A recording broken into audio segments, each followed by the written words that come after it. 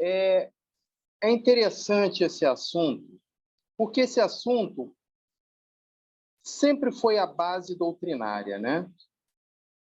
Todo espírita, por uma questão até de lógica, ele acredita na reencarnação. Mas uma coisa é ele acreditar, outra coisa é ele ter absoluta certeza e o conhecimento do real motivo e o real objetivo da reencarnação. Então, vamos lá, vamos fazer uma analogia para que a gente possa entender, primeiro, que nesse texto foi falado sobre livre-arbítrio, né? Ora, o que o livre-arbítrio tem a ver com a reencarnação? Tem muito a ver, porque é através destas oportunidades que Deus nos dá, é que nós vamos desenvolvendo o nosso livre-arbítrio. Porque quando o espírito é criado simples e ignorante, ele é, através das leis divinas, colocado a iniciar a sua jornada. Essa jornada, ela começa na vida primitiva, para que ele possa fisicamente descobrir coisas, ter a percepção do cenário em que ele está vivendo. No início, ele tem instintos, ele quer comer, ele quer sobreviver. Por quê? A lei de Deus coloca em todo ser vivo a necessidade de buscar o alimento para a vida. Então, o que isso significa? Significa que é através destas oportunidades que o espírito começa a se desenvolver e ter a consciência de si mesmo. Bom, então, qual é a diferença desse livre-arbítrio para o determinismo? Quando que o espírito começa a ganhar amplitude no seu livre-arbítrio? Bom, vamos supor que o Wagner aqui esteja dentro de um quarto. Esse quarto ele está trancado com a chave e eu não posso pular a janela porque essa janela também está trancada. E nesse quarto eu tenho tudo para sobreviver, né? Eu tenho um fogãozinho, eu tenho uma cama, eu tenho água para beber, eu tenho um sistema, seja ele qual for, para que eu possa respirar, né? Então, está tudo ali de acordo com a minha vida, para que eu possa sobreviver. Ora, qual é o determinismo aí? O determinismo são as paredes do meu quarto. Eu não posso ultrapassar essa parede, porque eu ainda não tenho condições de abraçar uma área, um espaço maior. Eu preciso, através do meu livre-arbítrio, aprender a organizar, a arrumar esse quarto.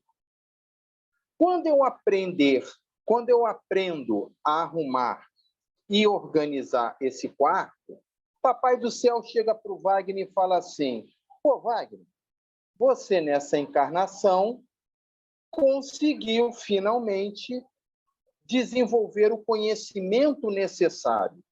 Então eu vou de presente te dar um segundo quarto, com uma porta entre eles.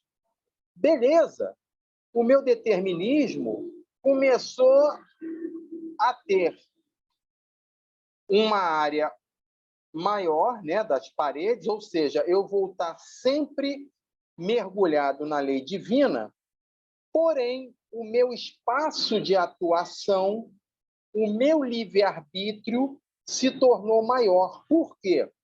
Porque eu não tenho só um quarto, eu tenho dois. Para quê? Para eu aprender a organizar, continuar mantendo aquele primeiro quarto organizado, e agora eu vou ter que aprender a organizar um segundo quarto. E assim sucessivamente.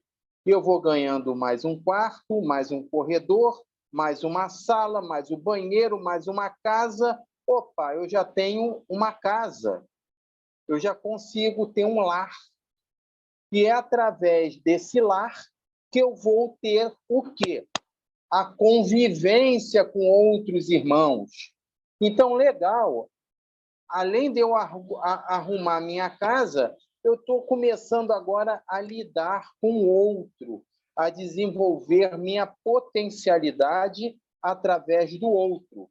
Porque na questão 765, 766 do Livro dos Espíritos, Lei de Sociedade, está lá escrito: o homem, ele nasceu para viver socialmente. Ele é um animal sociável, porque sem o contato do outro, eu não consigo desenvolver as minhas habilidades. Porque se eu tenho dificuldade numa coisa e a Maristela tem essa facilidade, ora, eu vou me unir à Maristela para que juntos possamos trocar a minha expertise ensinando a ela e a expertise dela me ensinando. E com isso eu vou desenvolver o quê? O trabalho dentro da minha casa espírita, por exemplo, o meu trabalho dentro da minha família. Essa introdução eu estou fazendo para mostrar a vocês, na prática, a necessidade da reencarnação.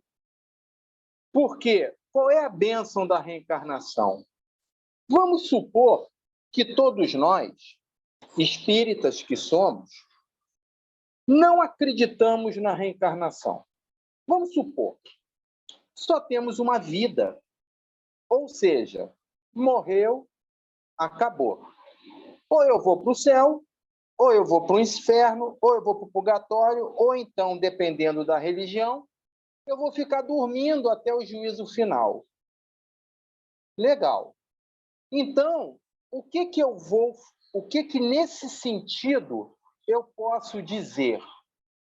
Que Deus é esse que eu nasci pobre, desgraçado, tendo vários momentos da minha vida em sofrimento, enquanto outros estão sorrindo, virtuosos, com saúde, com dinheiro, com uma vida farta, cheia de oportunidades, e eu só tenho uma vida. Bom, eu tenho duas opções: ou eu vou me revoltar ou eu vou me suicidar.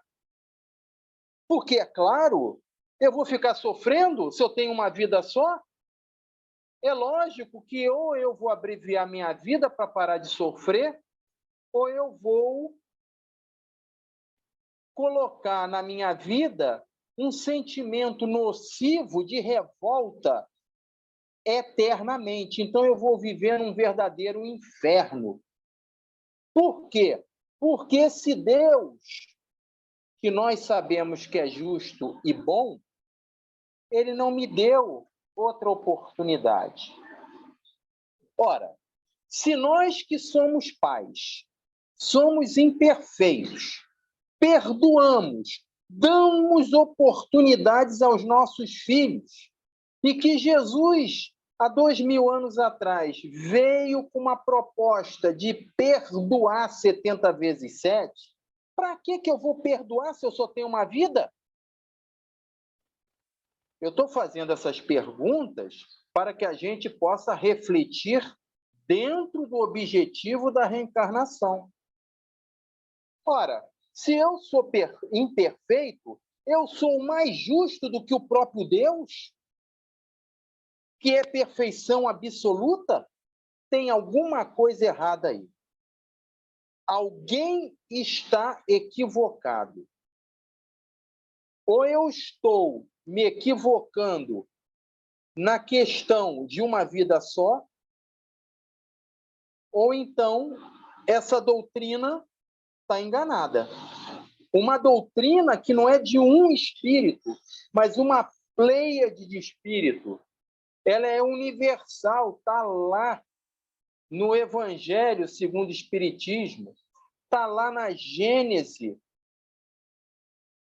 quando ela fala logo na introdução sobre um verdadeiro atestado, um verdadeiro estatuto da doutrina espírita, quando ela diz que a doutrina espírita ela veio para consolar, para libertar o homem das amarras antigas. Então, eu falando dessa forma, a gente leva a entender que a reencarnação não é um assunto religioso, mas um assunto científico e filosófico, onde a gente tem que buscar na lógica da vida, não somente da lógica doutrinária, mas a lógica da vida, a sua essência.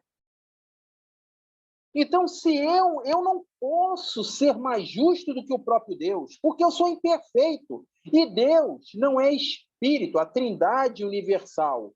Deus, espírito, matéria. Se é Deus, não é espírito nem matéria. Se é matéria, não é espírito nem Deus. E se é espírito, não é Deus nem matéria. Então, Deus está acima disso tudo. Então, eu não posso me comparar a Deus, e nem Deus pode se rebaixar ao espírito humano. Ora, dentro desse raciocínio, eu não posso conceber, não como espírita, mas primeiro, como ser humano, que eu tenho uma vida só. Eu não posso acreditar que eu tenho uma vida só. Que morreu, acabou. Eu não posso acreditar que eu estudei tanto numa faculdade para depois morrer e esquecer tudo. Eu não posso acreditar que nós fazemos um trabalho de base, um trabalho assistencial dentro da casa espírita, para quando, de repente, desencarnar e acabar tudo. Não, não posso. Eu não posso aceitar na minha cabeça esse tipo de raciocínio, porque a lógica me informa o seguinte: Deus é amor, Deus é nosso Pai, Deus nos dá oportunidade. O Evangelho, no capítulo 4, ele coloca no item 25 e 26 uma comparação do colégio, das matérias que a gente deixa de passar de ano e temos que voltar para relembrar. Ora, a vida nos mostra certas situações exatamente parecidas com as oportunidades vivenciadas por Deus, pela própria vida. E essa vivência nos dá a certeza das oportunidades que Deus está nos dando. Então, vamos lá. A reencarnação.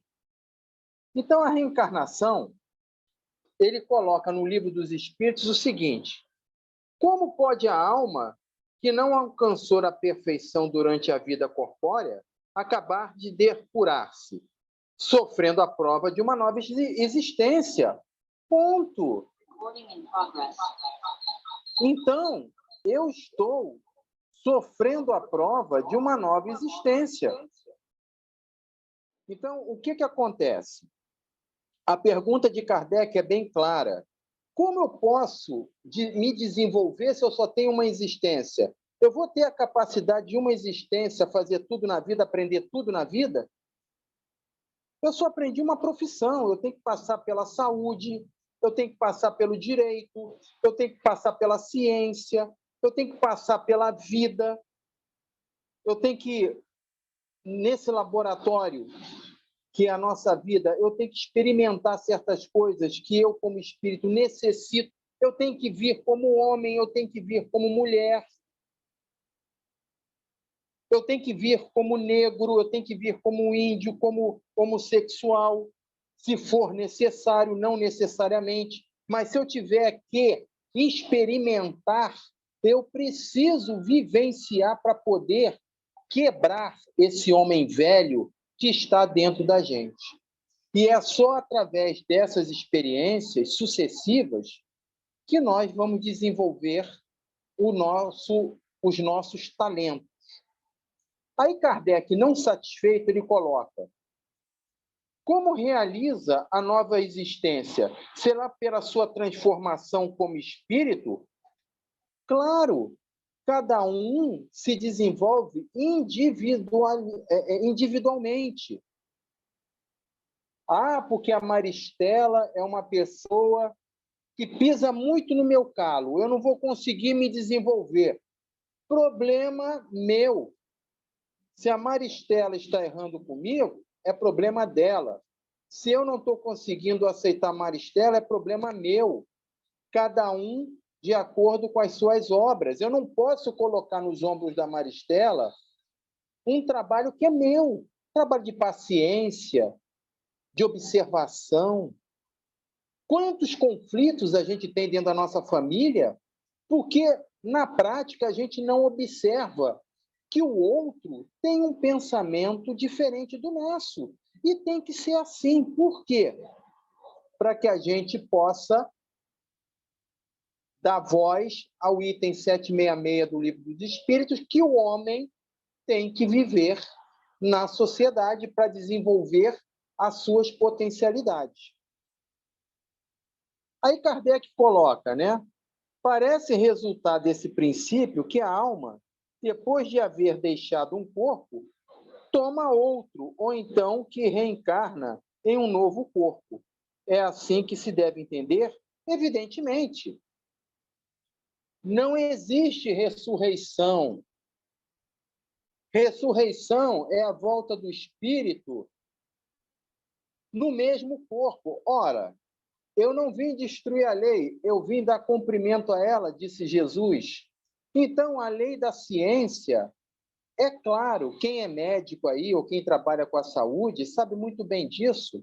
Depois de um certo tempo morto, o corpo, ele não volta à vida. Ele perdeu seu fluido vital, ele perdeu suas células, os neurônios foram mortos. Não volta. Então, nós não podemos ressuscitar. Nós podemos, sim, reencarnar. É diferente. Qual o fim objetivado com a reencarnação? Expiação, melhoramento progressivo da humanidade. Sem isso, onde há justiça? Está aí a justiça. Eu tenho que expiar dentro da minha vida. Toda expiação é uma prova, mas nem toda prova é uma expiação. Pô, Wagner, mas qual é a diferença? A expiação faz parte do nosso planejamento. A prova, nem sempre. Poxa, eu conheço o Evangelho, então a espiritualidade vai me colocar uma prova que não estava no meu planejamento, mas apareceu para eu poder me testar se realmente aqueles conceitos filosóficos, científicos, religiosos internalizaram em mim.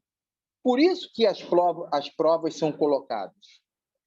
Essa é a diferença de provas para a expiação.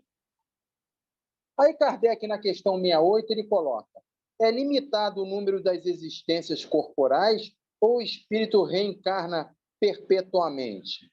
Ora, isso vai depender de quem? De nós. Eu posso saber quantas reencarnações eu tive, quantas reencarnações eu vou ter? Claro que não. Isso também não vai agregar ao meu conhecimento eu saber se eu encarnei 10 vezes, 100 vezes, 1 milhão de vezes, né? O que isso vai trazer? Então, o que eu tenho que colocar é uma meta. Eu preciso chegar no meu objetivo. Qual é o meu objetivo? A minha felicidade.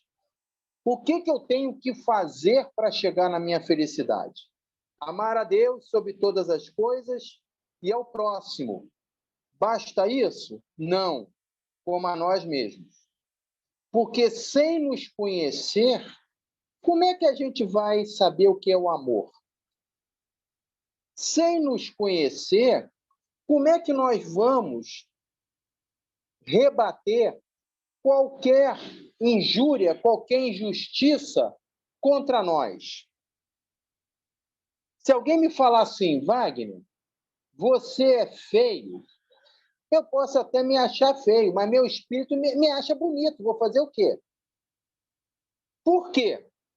Porque eu aprendi a me olhar, porque eu aprendi a gostar de mim, porque eu valorizo não a nível de beleza física, não a nível do narcisismo ou do egoísmo, mas a nível de me autoconhecer, de saber das minhas potencialidades e dos meus defeitos também. Porque os nossos defeitos são importantes, que possamos conhecê-los e que possamos tê-los. Porque só erra quem faz. E é através do erro que a gente vai acertar. Se a gente não agir, nós não vamos conhecer nem o erro, nem o acerto. Não vamos saber o que é o certo e o que é o errado.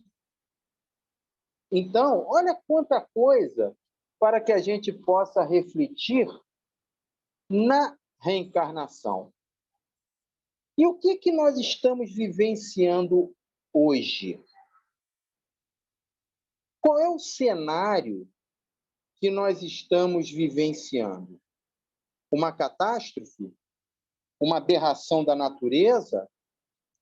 Deus não é amor porque ele trouxe uma Covid-19 aí para matar quase 650 mil brasileiros? Para quê? Ora, se a gente admite a reencarnação, logicamente a gente vai trazer para o mundo de hoje e para o cenário que nós estamos vivenciando, especificamente no nosso país, uma crise política, uma crise social, uma crise híbrida, uma crise econômica, uma crise de valores morais, em que está todo mundo batendo em todo mundo sem saber por que está batendo. Ora, cadê a nossa fé? Cadê o consolo doutrinário que Jesus, que os Espíritos falam? Tudo passa. Mas esse tudo passa não é daqui a uma semana, não. Porque esse tudo passa depende de cada um de nós. Ou tudo passa daqui a 100 anos, ou tudo vai passar para mim daqui a 10 anos. Vai depender do meu esforço, como eu estou me relacionando com a minha família, como eu estou vendo o outro. No outro dia eu estava conversando com um colega de trabalho a respeito do preconceito. Ele acha um absurdo o preconceito, aí a gente fala muito, está errado o preconceito não deveria existir e tal. Mas o que é o preconceito? Alguém já pensou no que é o preconceito? O preconceito, ele vai muito mais das leis, ele vai muito mais a fundo do que simplesmente você pegar 5 anos de prisão pelas leis humanas. O preconceito, ele é a visão materialista do ser humano, onde a matéria fala muito mais do que o espírito. Se eu analiso um homem ou uma mulher de forma a buscar nele a essência, o que ele pode me trazer de bom, voltando à questão 766 do Livro dos Espíritos, o homem é um ser social, é um animal sociável. Então, eu preciso do outro para me desenvolver.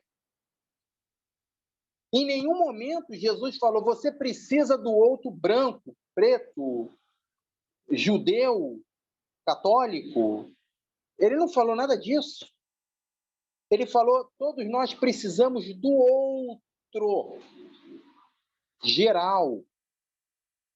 Então, se nós olharmos para as questões espirituais do ser humano, acabou o preconceito.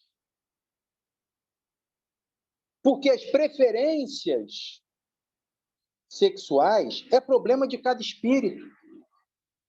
Não é a essência do espírito. Não é o que ele traz de bom ou de ruim. Ser índio, preto, amarelo, não é a essência do espírito. Isso é cor da pele, matéria, ferramenta que o espírito reencarnou para vivenciar questões que ele deixou em vidas passadas. Por isso que a doutrina espírita, ela é uma doutrina libertadora, porque ela quebra as amarras do passado. E ela explica por A mais B, com precisão, o que a gente vive hoje. Nós só temos uma pandemia porque o homem ainda não entendeu que ele precisa olhar para o outro, ele precisa ser humilde e dizer assim: Maristela, desculpa, Maristela, eu estou te usando hoje. Eu preciso dizer assim: Maristela, eu preciso de você, eu não conheço isso. Cara, é muito difícil eu chegar para Maristela e falar isso. Por quê? Porque eu sou orgulhoso. Mas eu sei, todo mundo sabe, que eu preciso da Maristela. Porque sem ela eu não vou desenvolver o meu trabalho. E isso não faz parte de um conflito que a gente vivencia no movimento espírita? Nós, espíritas, batemos o martelo dizendo: eu não preciso, eu dou conta do recado. Não, eu não dou conta do recado, eu tenho que aprender a delegar. E eu tenho que aprender também a me oferecer para desenvolver o meu lado que está adormecido. Parábolas dos talentos. Olha só, o Evangelho nos trazendo vários pontos num assunto que a gente está trabalhando, que é o quê? A reencarnação. Então, a gente pode falar, eu não vim destruir a lei, eu vim dar cumprimento a ela. Eu não vim trazer a paz e sim a espada, a estranha moral que Jesus trouxe. A parábola dos talentos. Amar a Deus sobre todas as coisas e ao próximo como a nós mesmos. Nós só podemos ter uma conexão com alto se a gente pensar alto. Então, a reencarnação, qual é a conclusão que a gente chega agora? Que é uma bênção.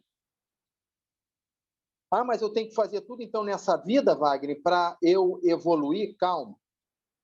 Primeiro, nós temos que analisar qual é o nosso limite. Nós precisamos nos respeitar. Se eu não posso trabalhar com uma determinada coisa, eu vou ter que aprender. Mas eu não posso dizer, por ser espírita e para agradar todo mundo, que eu sei fazer. Porque eu posso me dar mal lá na frente. E eu aí, em vez de ter um aprendizado, eu vou ter um comprometimento com a lei. Porque eu vou estar prejudicando um trabalho, prejudicando o outro. Nós temos que ser legítimos conosco mesmo. Wagner, eu não consigo fazer o que a dona Denise ela faz. O que eu tenho que fazer? Opa, dona Denise, eu vou me aproximar da senhora para a senhora me ensinar. Porque eu preciso crescer, eu preciso evoluir, eu preciso aprender. Agora não, eu não preciso da dona Denise. Eu vou fazer. Porque, né, é impossível eu não conhecer. A dona Denise faz, eu também posso fazer. Aí eu vou lá e me dou mal. Eu estou me comprometendo, eu estou atrasando o meu desenvolvimento. Pergunta que não quer calar. Quanto de nós já tivemos uma atitude como essa na nossa vida? Dentro do nosso trabalho profissional, dentro da nossa família, dentro da nossa casa espírita. Sejamos humildes para que a gente possa perceber as nossas fraquezas, olha o SWOT aí, as nossas fraquezas e as nossas fortalezas, porque só assim nós vamos enxergar o quê? As oportunidades que virão pela frente. Poxa, eu sei o que eu tenho que desenvolver em mim, mas eu também sei o que eu tenho que me aprimorar e manter, né? Porque o aprendizado é dinâmico. Eu posso saber muito uma coisa, mas pelo andar da carruagem, está aí a informática, está aí os desenvolvimentos científicos, tecnológicos, que a gente tem que ir abraçando, aprendendo, batendo cabeça, com dificuldade, outros com facilidade, mas estamos aí no mesmo caminho. Por isso, meus irmãos, vamos pensar um pouco na reencarnação, não como uma teoria doutrinária, mas sim como uma bênção que Deus nos dá, que Deus nos deu no momento que nós fomos criados simples e ignorantes. E se hoje nós estamos ainda com o nosso quartinho fechado, bagunçado, não se desespere. Peçam ajuda. Desenvolva a sua melhor parte. É preferível ter um talento e não enterrá-lo na terra, mas desenvolvê-lo para ter 2 amanhã, do que perder o próprio talento que tinha. Então, o nosso quartinho é o nosso mundinho, beleza, vamos fazer o melhor possível. Não vamos exigir de nós mesmos perfeição. Tem muita gente que, como espírita, eu tenho que acertar, eu não aceito eu errar, eu deveria acertar. Não! A gente vai acertar no momento que tem que acertar. E nós vamos cair no momento que a gente tem que cair. Mas o mais importante não é cair, o mais importante é se levantar. E eu só posso me levantar se eu conhecer profundamente a doutrina.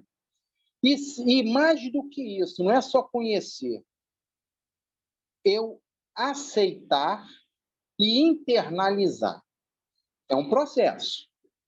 Primeiro, eu tenho que identificar o meu erro. Depois, eu vou me identificar a minha fraqueza.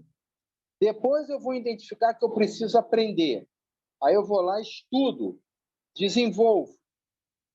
Agora eu vou ter que internalizar isso para eu ser o quê? Autêntico. Eu não ser hipócrita, que nem fariseus. Conheciam, eram doutores da lei, conheciam os pergaminhos, conheciam a lei mosaica, a lei de Deus, mas como Jesus falou, túmulos caiados, branco por fora, podres por dentro. Então, que nós possamos conhecer a doutrina e internalizar essa doutrina para que a gente possa não sermos hipócritas para nós mesmos e, principalmente, para Deus. Então, temos que acreditar e ter a certeza de uma vida melhor.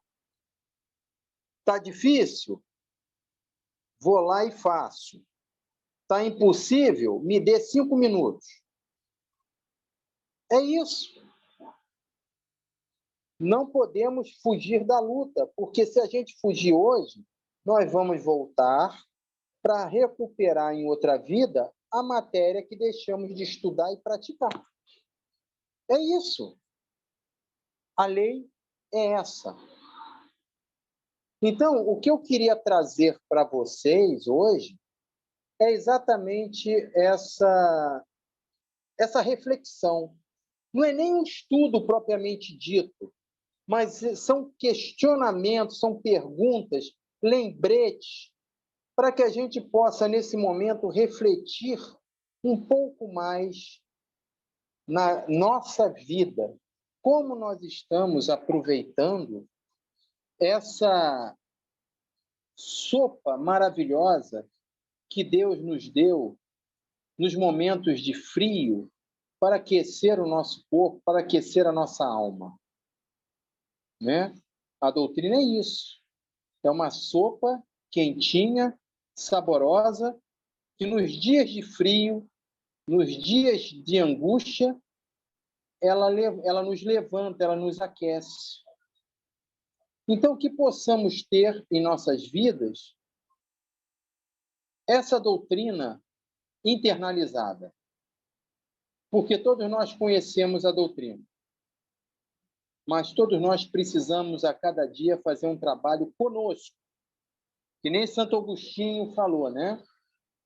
Sentar num determinado momento, num determinado horário e pensar o que nós fizemos de bom e de ruim. Eu vou divulgar para vocês um exemplo. Eu tive trabalhando com uma jovem e ela me falou uma coisa muito importante que eu acho que cabe exemplificar nesse nosso estudo de hoje. Ela falou assim: a doutrina, em 2021, eu estava perdida. Em 2021, eu conheci com profundidade a doutrina. E uma das coisas que eu aprendi na doutrina é que eu preciso me respeitar. Eu preciso me valorizar. Eu preciso não aceitar com facilidade o que os outros dizem de mim.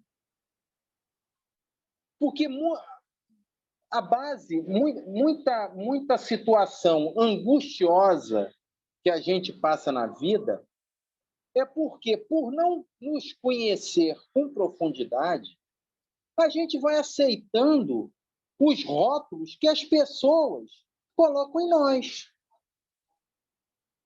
Que nós somos incompetentes, que nós não conhecemos nada, que nós fazemos tudo errado. Aí eu pergunto, e o que nós achamos disso tudo? Será que eu me acho errado como aquela pessoa está me dizendo que eu sou? Eu preciso me conhecer para eu ter ciência que aquela pessoa está com a razão ou não. Porque é a visão dela, não é a minha visão. Então, a gente tem que parar de viver a visão do outro para viver a nossa visão, construir o nosso olhar. É isso. A reencarnação, o objetivo dela é isso, trabalhar o nosso eu com amor, com dedicação, com harmonia, olhando para o outro. Poxa, aquele outro é o calo no meu sapato? Mas é o que eu tenho no momento. Se ele está comigo, é porque alguma coisa eu preciso desenvolver. Ah, mas ele me chateia. Legal. Ele te chateia, não. Você se sente chateado com ele. É um problema teu, não é um problema dele. Você não vai evoluir se ele parar de te chatear. Você, para evoluir, não depende dele. Agora, você depende de trabalhar o homem velho para se transformar num homem novo, independente de que o outro nos traga como presente. Senão Jesus não ia perdoar a gente quando ele olhou para o Pai, né? Pai, perdoai-vos, eles não sabem o que fazem. Olha que compreensão, olha que amor. Jesus não perdoou os nossos pecados. Jesus nos perdoou pelo que nós fizemos com ele. quando nós colocamos ele na cruz. Esse Deus perdoou. Agora, os nossos pecados para com o outro, aí não. Cada um vai desenvolver o seu tempo e a sua, no seu tempo, na sua hora, sem forçar a barra, mas caminhar firme e com uma certa constância. Que a paz de Jesus possa estar em cada lar aqui representado. Mais uma vez, eu queria agradecer a oportunidade de estar com vocês. Pena que é tão pouco tempo, e é mais ou menos de 3 em 3 meses, de 4 em 4 meses, entendeu? É muito ruim por causa disso. Mas pode ter certeza que é sempre um prazer muito grande estar com todos vocês. Amo vocês de coração. Muito obrigado.